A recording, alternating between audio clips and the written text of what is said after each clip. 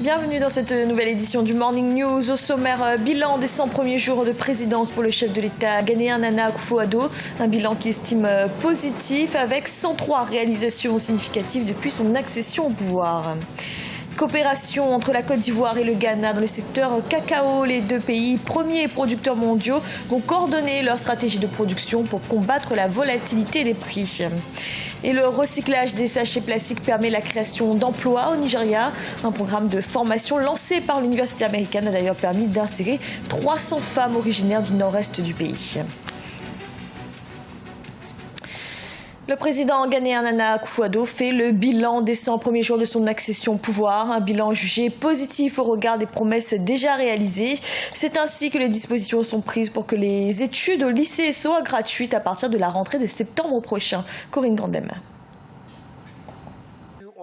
Le président ghanéen Nana Akufo-Addo a passé en revue les 100 premiers jours de son accession au pouvoir. Un bilan du programme d'action qu'il s'est assigné pour le pays, jugé plutôt satisfaisant par le chef de l'État. En effet, lors d'une conférence organisée ce lundi 17 avril dans un hôtel de la ville d'Accra, la capitale, le vice-président Dr Mahamadou Bawumia a fait état de 103 promesses de campagne réalisées en 100 jours par le gouvernement du président Nana Akufo-Addo, élu le 7 décembre 2016.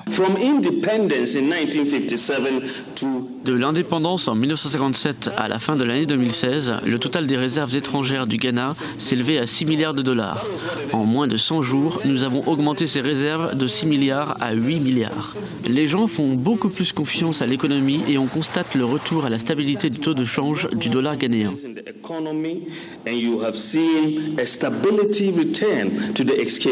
Des réalisations sur le plan économique notamment, mais également dans le domaine de la santé et de l'éducation. En effet, les dispositions ont été prises pour que les études au lycée soient gratuites à partir de la rentrée de septembre 2017. Dans le domaine de la santé, durant ces 100 derniers jours, nous avons reçu l'approbation pour employer 11 000 stagiaires qui ont obtenu leur diplôme entre 2012 et 2016. Nous avons également réduit le coût des frais d'admission pour la formation en soins infirmiers de 160 à 100 dollars ghanéens. Nous avons aussi rétabli l'allocation mensuelle qui leur sera attribuée et qui entrera en vigueur dès le mois de septembre 2017. Dans l'ensemble, l'initiative de cet événement, lors duquel le gouvernement en place a pu faire un bilan de ses 100 premiers jours d'activité, a été bien accueilli par la presse ghanéenne. Cependant, pour le Congrès démocratique national, principal parti de l'opposition et de l'ancien président John Dramani Mahama, cet événement n'était qu'une simple rhétorique destinée à détourner les Ghanéens des véritables problèmes qui minent la nation. Au Burkina Faso, l'ancien président Blaise Compaoré sera jugé par contumace à partir de ce 27 avril.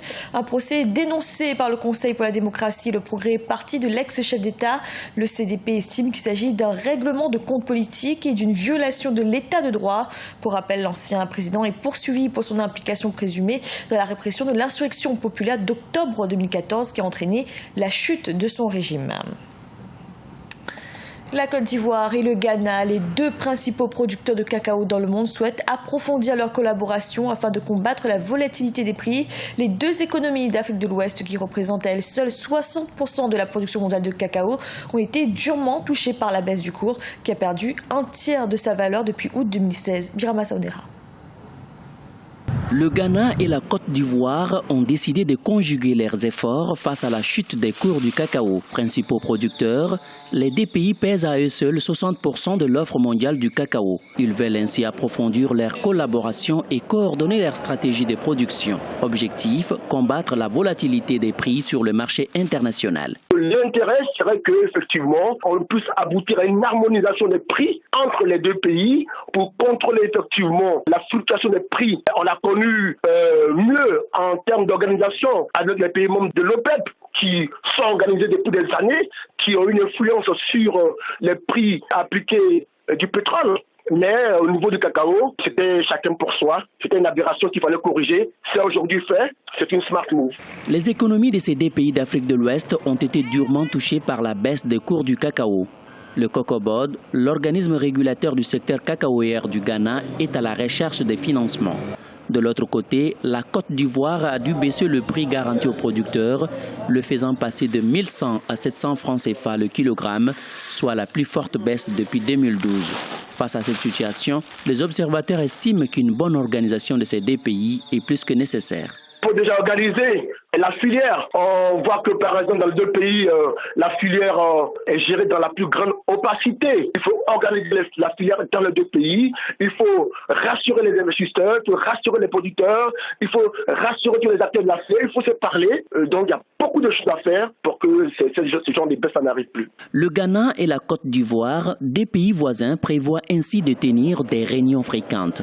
Ils mettront en place un comité technique conjoint en vue de réfléchir aux meilleurs moyens de coordonner leur stratégie de production pour la durabilité de la culture du cacao dans leurs pays respectifs. Par ailleurs, l'Organisation internationale du cacao, implantée à Londres depuis 1973, doit en ce sens installer le 25 avril 2017 son siège à Abidjan, en Côte d'Ivoire.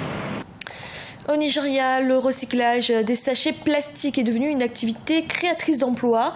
Un projet lancé en 2012 par l'université américaine permet aux femmes de se former. Elles sont 300 originaires du nord-est du pays, région minée par le terrorisme, à avoir pu bénéficier de ce programme. Ibrahima Djoumaba.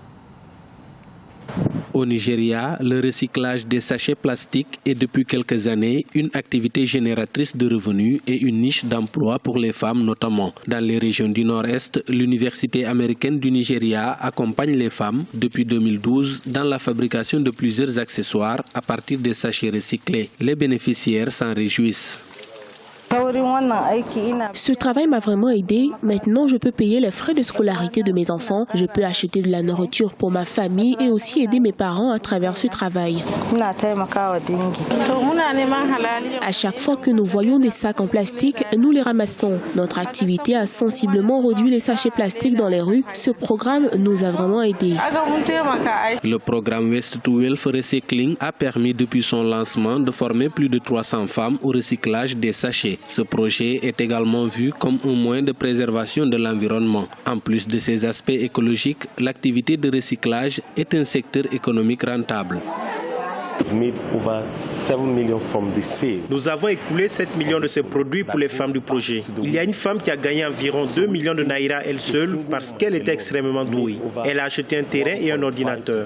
Elle paye l'école de ses enfants et cela démontre l'avantage économique du projet pour ces femmes. Ces sacs fabriqués à base de sachets plastiques recyclés se vendent entre 3 et 47 $ selon la taille et la qualité. Cette activité permet tant bien que mal à ses habitants du nord-est du Nigeria de gagner dignement leur vie dans un contexte où l'insurrection terroriste a fait près d'1,8 million de déplacés. Rencontre à présent avec Ja Insbil, artiste ivoirien de reggae. Il sort aujourd'hui son second album, 16 ans après le premier. Un opus qu'il a eu bien du mal à produire et c'est grâce à son activité de vente de chaussures qu'il a pu mener son projet à terme. Reportage notre correspondant Olivier Conan. 16 ans, c'est le temps qui sépare le premier et le second album du chanteur de reggae Ja Insbil. Intitulé Dieu merci, la sortie de son second album est une victoire sur les difficultés. Ja Insbil a été obligé de se reconvertir en vendeur de chaussures au black market dans la commune d'Adjamé pour survivre. Je vous assure vraiment, c'était pas du tout facile. J'ai eu beaucoup de difficultés avec ça parce qu'il y avait tellement de piraterie. Donc quand tu vas voir quelqu'un, il se dit que non, bon, si j'investis, je ne pourrai pas récupérer mon argent. À cause du manque de moyens financiers pour la promotion, Ja Insbil profite de la présence des clients venus acheter des chaussures pour leur proposer d'acquérir également son album.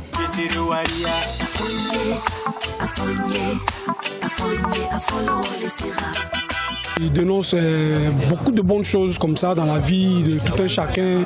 Chacun se sent un peu dans son album que de faire étanir la politique. Bon, vraiment, les 12 titres sont vraiment bons. La musique qui pratique, je trouve ça bien. C'est une chanson audible pour moi. Si je dis audible, c'est déplaisant pour moi. Je peux l'écouter du matin jusqu'au soir. Dans ses chansons, Ja Insbil traite des faits de société et de l'actualité. La politique est un thème de prédilection. On ne finit jamais de les conseiller. On les parle dès qu'on finit de parler. Ok, ils ont affaire à ce qu'ils ont fait. Bon, nous, on est là seulement pour les faire rappeler de ce qui est bon, ce qui n'est pas bon. Je pourrais dire que si ils prennent le temps au moins pour nous écouter, il y a des trucs qui arrivent aussi en genre politique, ça ne peut pas arriver en Afrique. Giants Bill espère être adopté par le public afin de connaître enfin le succès. Il rêve de tournées et concerts en Côte d'Ivoire et dans la sous-région afin de ne pas avoir à attendre 16 ans pour sortir son prochain album. Ce journal a été réalisé par l'ensemble de la rédaction. Merci de l'avoir suivi. Retrouvez dans un instant une nouvelle édition de l'information.